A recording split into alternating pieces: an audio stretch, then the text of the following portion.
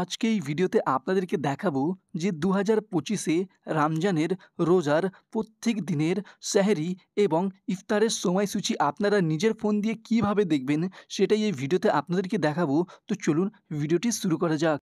তো বন্ধুরা, নিজের ফোন দিয়ে রমজান মাসের সমস্ত সময়সূচি দেখার জন্য আপনার ফোনে এইখানে প্লে স্টোরটি ওপেন করে নিতে হবে। প্লে স্টোরটি ওপেন করার পর এই সার্চ অপশানে ক্লিক করে এইখানে আপনাদেরকে সার্চ করে নিতে হবে মুসলিম ডে। এখানে আপনারা মুসলিম ডে লিখে সার্চ করার পর এই যে অ্যাপটা আপনারা দেখতে পাবেন, এই অ্যাপটিকে ইনস্টল করে নেবেন। এর লোগো আপনারা দেখে এই অ্যাপটিকে ইনস্টল করে নেবেন।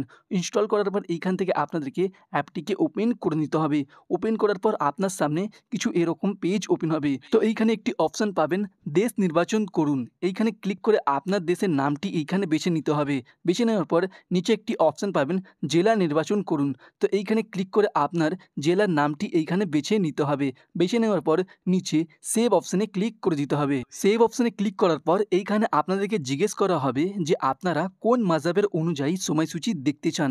তো এখান থেকে আপনি যে মাযহাবের অনুযায়ী সময়সূচি দেখতে চান সেটিকে বেছে নেওয়ার পর নিচে সেভ অপশানে ক্লিক করে দেবেন। ক্লিক করার পর নিচে আপনাদেরকে পারমিশন দিন অপশানে ক্লিক করে দিতে হবে। পারমিশন দিন অপশানে ক্লিক করার পর এখানে আপনাদেরকে অ্যালাও অপশানে ক্লিক করে পারমিশনটিকে অন করে দিতে হবে। পারমিশনটিকে অ্যালাউ করার পর এইখানে আপনারা দেখবেন আজকের দিনের সমস্ত সময়সূচি এইখানে আপনারা দেখতে পাবেন।